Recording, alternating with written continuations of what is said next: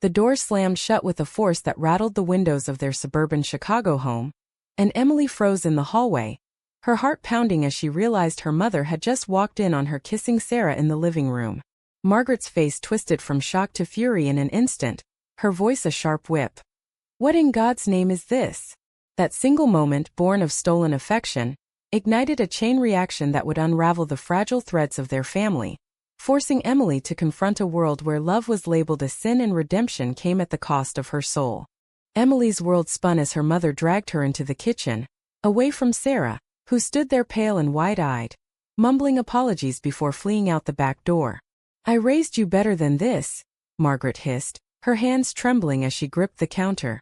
Emily, at 24, had always been the dutiful daughter, the one who excelled in college, volunteered at church, and never caused a ripple in their conservative Baptist community.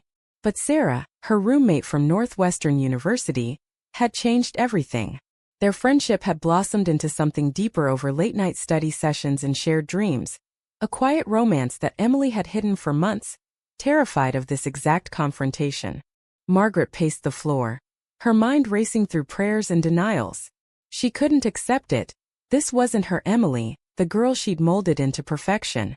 "This is a phase, a confusion from all that liberal college nonsense," she declared, her voice steadying with resolve. By evening she'd made calls to the pastor, to old friends, and settled on a plan. "You'll meet with Rebecca tomorrow. She's been through this and come out the other side. She's an ex-lesbian, Emily. She'll help you see the light." Emily protested, tears streaming down her face. "Mom, it's not a choice. I love her." But Margaret's eyes hardened. Love like that was a battlefield and she was arming for war. The next morning Emily found herself in a cozy office downtown, facing Rebecca, a poised woman in her late 30s with sharp features and a warm smile that didn't quite reach her eyes. Rebecca ran a mentorship program for young women, struggling with same-sex attraction, sponsored by a network of churches. "I've been where you are," Rebecca said softly, leaning forward. "Lost, confused, thinking this was who I was. But with faith and effort I found my way back." As sessions began, Emily felt a knot of resistance tighten in her chest. Rebecca's stories were polished, tales of a rebellious youth, a toxic relationship with a woman that left her broken, and a divine intervention that led her to marry a kind man and have 2 kids. "It's about denying the flesh," Rebecca explained, quoting scriptures that twisted like knives in Emily's gut. But beneath the surface Emily sensed cracks. Rebecca's fleeting glances away, the way her voice wavered on certain memories. Still, Emily attended, pressured by her mother's ultimatums. No more contact with Sarah, or she'd cut off tuition support. Weeks blurred into a haze of guilt and suppression. Emily avoided Sarah's calls, deleted texts that begged for explanation, her heart aching with every ignored plea. At home tension simmered. Her father, David, a quiet engineer, stayed neutral, murmuring about giving Margaret time. But Emily's younger brother, Jake, at 16, watched with wide eyes, sensing the storm brewing. One night, after a particularly grueling session where Rebecca pushed Emily to confess her sins, Emily broke down in her room, whispering into her pillow, "This isn't me. This can't be me." The turning point came subtly. During a group meeting Rebecca hosted, Emily met other young women, some defiant, others defeated. One girl, Mia, whispered to her afterward, "Rebecca's not what she seems. Ask about her past." Curiosity gnawed at Emily, but fear held her back. Meanwhile, Margaret celebrated small victories. Emily's attendance at church events, her forced dates with nice boys from the congregation. "See? You're getting better," Margaret said, hugging her tightly, oblivious to the emptiness in Emily's eyes. As the first month ended, Emily's resolve cracked. She sneaked a meeting with Sarah at a coffee shop on the outskirts of town. Sarah's face lit up, then fell at Emily's haunted expression. "They're trying to change me," Emily confessed, her voice breaking. Sarah held her hand under the table. "You don't need changing. You're perfect." But the guilt Rebecca instilled loomed large. Was this love worth the destruction? That night, back home, Emily overheard her parents arguing. "You're pushing her too hard," David said. Margaret retorted, "I'm saving her soul." The words echoed, fueling Emily's inner turmoil. The drama escalated when Jake accidentally found Emily's hidden journal, pages filled with poems for Sarah and rants against the cure. He confronted her, tears in his eyes. Is it true? Do you really love her? Emily nodded, and for the first time she felt seen by family. But Jake's innocence clashed with Margaret's dogma. He began questioning everything, straining the household further. Rebecca, sensing Emily's wavering, intensified sessions, sharing success stories that sounded scripted. Emily started doubting, not herself but Rebecca. Who was this woman really helping? By the end of this phase, Emily faced a crossroads. Submit to the program and lose Sarah, or rebel and risk exile from her family. The pressure mounted, her dreams haunted by visions of a life divided. Little did she know, the truth about Rebecca was simmering, ready to boil over and expose the hypocrisy at the heart of it all. Emily's doubt festered like an untreated wound, growing with each session as Rebecca's facade showed more fissures. One afternoon during a one-on-one, Rebecca slipped, mentioning a name, Laura, with a fondness that contradicted her ex-narrative. Who was Laura? Emily asked innocently. Rebecca stiffened, her smile faltering. Just someone from my past. A mistake. But Emily's journalistic instincts, honed from her communications major, kicked in. She began digging discreetly, using the university library's databases late at night, away from prying eyes. What she uncovered shook her.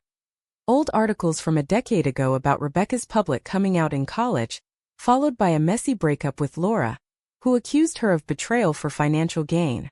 Rebecca had pivoted to the church circuit shortly after, building a career on conversion.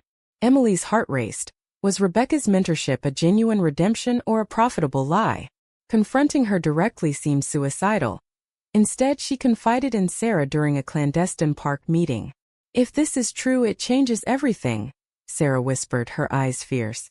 But be careful. Your mom won't believe it. Back home, the atmosphere thickened. Margaret monitored Emily's every move, questioning late returns and scanning her phone. Progress reports from Rebecca say you're resisting, she accused one evening over dinner. Emily's fork clattered. Maybe because it's all wrong. David intervened, his voice calm but strained. Let's not fight. But Jake, emboldened, chimed in. Mom, what if Emily's right? What if love is just love? Margaret's face paled. Her son's words felt like treason. The conflict spilled into the community. At church, whispers followed Emily. Pitying glances from elders, curious stares from peers. One Sunday after service, a well-meaning aunt pulled her aside. Your mother's doing this out of love, dear. Think of your future. Emily bit back retorts, her mind on Laura. She tracked her down via social media. A risky move that led to a phone call. Laura's voice was weary but resolute. Rebecca left me when my family cut her off. She chose money over us. Now she profits from hurting girls like you. Armed with this, Emily's inner storm raged. She debated exposing Rebecca, but the fallout terrified her. Discrediting the mentor would indict her mother's faith. Meanwhile, Sarah faced her own pressures. Her progressive family supported them, but the secrecy wore her down. I can't keep hiding, she told Emily during a tearful call. Either we fight together or... The unspoken threat hung heavy. High tension peaked at a family dinner turned intervention.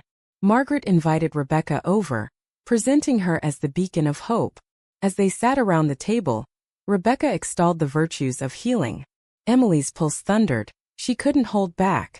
Tell them about Laura, she blurted. The room froze. Rebecca's composure cracked, her eyes darting. That's ancient history. Irrelevant. But Margaret demanded details, her trust wavering for the first time. David, sensing the shift, urged calm, but Jake pressed. If she's lying, then what? Rebecca defended herself vehemently, quoting more scriptures, but Emily produced printed articles, slamming them on the table. This is who you're trusting. Margaret scanned the pages, her face draining of color. Betrayal etched her features, not just from Rebecca, but from Emily for unearthing it. How dare you dig into her past? She snapped, defending the indefensible. The evening devolved into chaos. Rebecca stormed out, threatening to end the mentorship. Margaret turned on Emily. You're destroying everything. David tried mediating, but wounds reopened. Old arguments about Margaret's rigid upbringing surfaced. Emily fled to her room, sobbing, while Sarah waited in the shadows outside. ready to whisk her away if needed. In the aftermath, fractures deepened. Margaret retreated into prayer, questioning her methods but clinging to beliefs. Emily, empowered yet exhausted, reconnected with Sarah, their bond strengthening amid the turmoil. But the price was steep. Jake's confusion led to school troubles. David's silence masked growing resentment. Emily pondered her next move. Confront the church network or protect her family from further scandal. As revelations mounted, Emily realized the real battle was internal, forgiving her mother while asserting her truth. The drama intensified when Rebecca, cornered, lashed out via email, accusing Emily of slander. This propelled Margaret into defense mode, rallying church allies. Emily, with Sarah's support, sought legal advice, uncovering that Rebecca's program skirted ethical lines. The household became a war zone. Late-night arguments echoed. David finally spoke up. "Margaret, our daughter's happiness matters more than doctrine." But Margaret, torn between love and faith, doubled down, enrolling Jake in youth groups to shield him. Emily's heart broke watching her brother caught in the crossfire. By this segment's close, alliances shifted unpredictably. Sarah proposed they move in together, a bold escape. Emily hesitated. The cost of leaving her family weighed heavy. Yet, the truth's momentum was unstoppable, hurtling toward a climax that would force irrevocable choices. The email from Rebecca ignited a firestorm, her words venomous. "You'll regret dragging my name through the mud." Emily showed it to her father first, hoping for alliance. David read it silently, then nodded. "This isn't right. We need to talk to your mother." But Margaret, upon seeing it, interpreted it as proof of Emily's provocation. "You started this war," she accused, her voice laced with desperation. The family meeting that followed was a powder keg. Accusations flew, tears flowed, and Jake retreated to his room, blasting music to drown out the noise. Emily's resolve hardened. She contacted Laura again, who provided more evidence. Emails, photos from their time together. "Use it wisely," Laura advised. "I lost everything fighting her." Armed, Emily approached the church pastor, Reverend Hayes, a kindly man in his 60s who'd baptized her. In his office, she laid out the facts. "Rebecca's misleading people." Hayes listened, frowning. "These are serious claims. I'll investigate." But word spread quickly in their tight-knit community, and backlash ensued. Anonymous calls labeling Emily a troublemaker, friends distancing themselves. Sarah became Emily's anchor, their meetings more frequent despite risks. In a quiet diner, Sarah held her hand. "We're in this together. But you can't keep sacrificing yourself." Emily nodded, but guilt gnawed. Her actions were tearing her family apart. At home, David's support grew overt. He argued with Margaret nightly. "Our faith should unite us, not divide." Margaret, feeling besieged, confided in church friends, who reinforced her views. "Satan's testing you through your daughter." The drama crested at a community event, a fundraiser where Rebecca was scheduled to speak. Emily, with Sarah by her side in disguise, attended uninvited. As Rebecca took the stage, extolling transformation through Christ, Emily stood. "What about your own transformation? From loving Laura to denying it for profit?" Gasps rippled through the crowd. Rebecca faltered, microphone trembling. "Lies. This girl is lost." Security escorted Emily out, but the seed was planted, murmurs of doubt echoed. Margaret, witnessing it, was mortified. Driving home, she exploded. "You've humiliated us." Emily retorted. "Better than living a lie." David intervened, suggesting therapy, a neutral ground. Reluctantly, Margaret agreed, but sessions revealed deep-seated issues.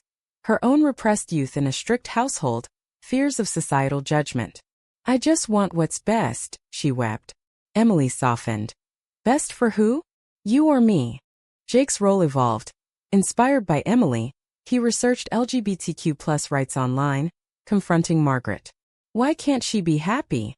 The question stung, forcing Margaret to reflect. Meanwhile, Rebecca's empire crumbled. Other men came forward with similar doubts, leading to an internal church probe. Rebecca retaliated by outing Emily publicly in a newsletter, framing her as a disruptive influence. The betrayal hit hard. Friends from childhood shunned Emily. Job interviews dried up. Sarah's family offered refuge in their New York home, tempting escape. But Emily stayed, determined to mend what she could.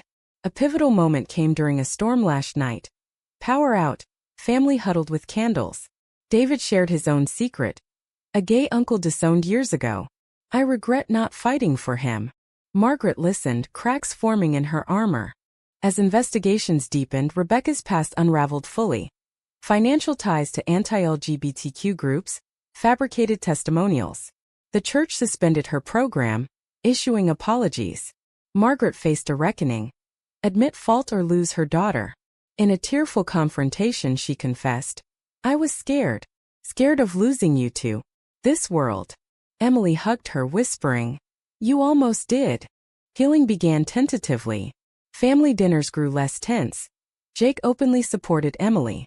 Sarah was invited over, met with awkward politeness. But scars lingered, trust eroded, relationships fragile. Emily pondered the moral maze. Was exposing Rebecca right even if it caused pain? The choices echoed, each with a price. High stakes mounted when Rebecca sued for defamation, dragging the family into court. Emily testified, voice steady. Truth isn't defamation. The case exposed broader issues, conversion therapy's harms, societal prejudices. Media attention amplified, turning their private drama public. Protests outside the courthouse, supporters chanting for Emily. Margaret, watching from the gallery, grappled with pride versus principle. Post-hearing, she approached Emily. I'm proud of you, even if I don't understand. It was a breakthrough, but incomplete. Old habits died hard. The courtroom buzzed with tension as Rebecca's lawyer grilled Emily on the stand, twisting her words to paint her as vengeful. Isn't this just payback for not conforming? He sneered. Emily met his gaze evenly. No, it's about honesty. Sarah sat in the audience, her presence a silent strength, while Margaret fidgeted beside David, her face a mask of conflict. Jake, skipping school with permission, watched wide-eyed, absorbing the raw display of justice and prejudice. The trial unearthed damning evidence. Financial records showing Rebecca's program funded by conservative donors, testimonials from former men's recounting coercion. Laura testified remotely, her story mirroring Emily's accusations. Rebecca, under cross-examination, cracked, admitting partial truths but claiming growth. The judge's gavel fell. Case dismissed with a stern warning against fraudulent practices. Cheers from supporters outside contrasted the family's quiet exit. Victory tasted bittersweet. Media swarmed, labeling Emily a young activist. But at home, exhaustion set in. Margaret, humbled, initiated change, attending PFLAG meetings, reading books on acceptance. I was wrong, she admitted one evening, voice breaking. Emily nodded, but forgiveness came slowly. The damage from months of denial lingered like a bruise. Sarah moved in temporarily, her warmth filling the house's voids. Dinners evolved into genuine conversations. Jake sharing school crushes, David opening about his regrets. Yet, undercurrents of resentment surfaced. Margaret slipped occasionally, making offhand comments that stung. It's hard to unlearn, she confessed in therapy. Emily understood, but patience wore thin. A subplot emerged with Jake. Influenced by the ordeal, he questioned his own identity, confiding in Emily. What if I'm different too? She hugged him. Then you're still you. And loved. This bonded them but terrified Margaret, who feared a family curse. David mediated. Love isn't a curse. Rebecca's downfall rippled wider, her marriage strained, exposed as a convenience. Anonymous tips revealed she'd never fully converted. Clandestine meetings with women surfaced.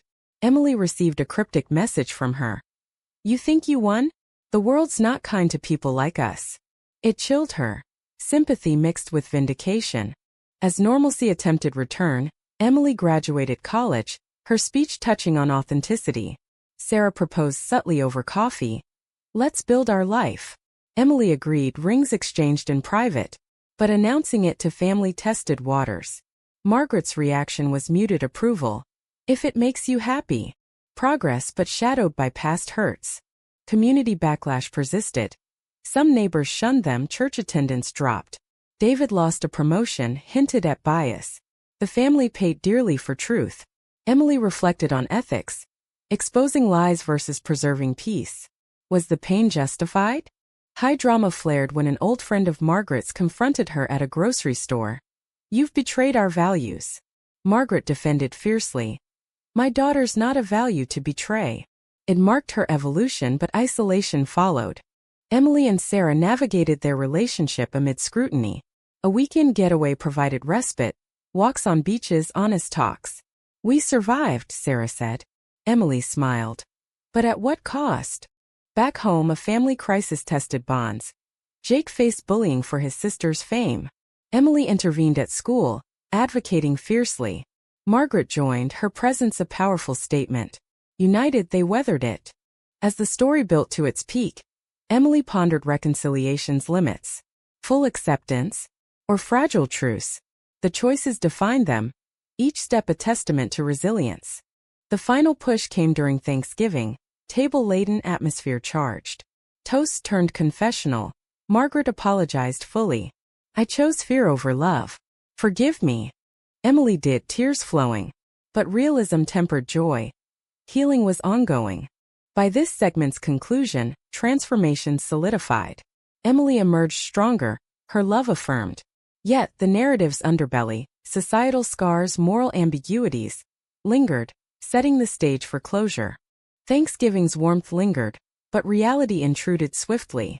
Emily and Sarah announced plans to move to New York for Sarah's job. A decision born of necessity and desire for space. Margaret's eyes welled. "So soon?" Emily explained gently. "We need to breathe." David nodded supportively.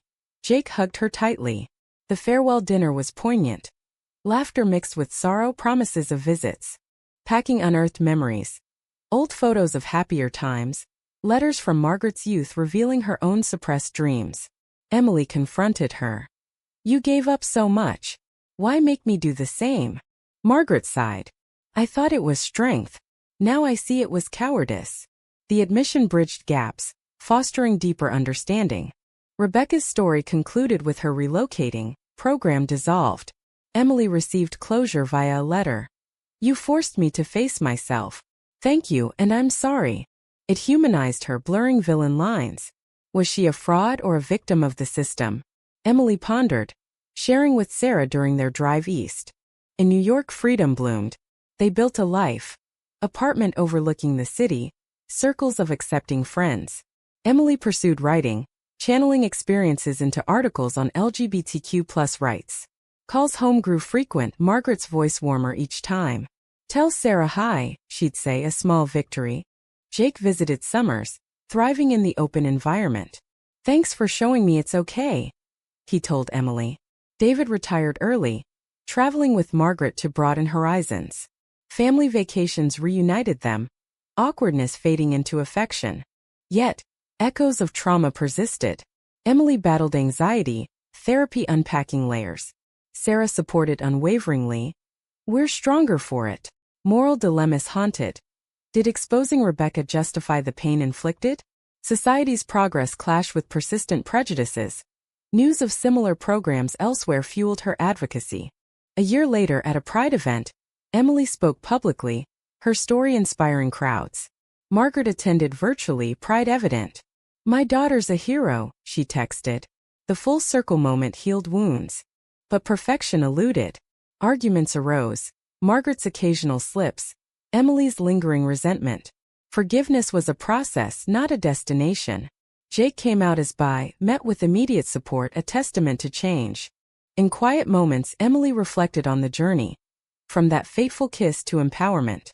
Love's price was high, bonds tested, illusions shattered. Yet, growth emerged from ashes. The family, once fractured, reformed resiliently. Emily and Sarah married in a small ceremony, family present.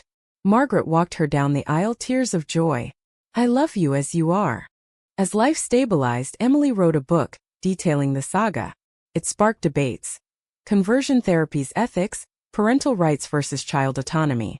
Readers divided, some hailed her courage, others decried family disruption. In the end, the truth that broke them also rebuilt them, stronger in authenticity. But one question lingers. Was forcing change on a loved one ever justifiable? Or does true love demand unconditional acceptance?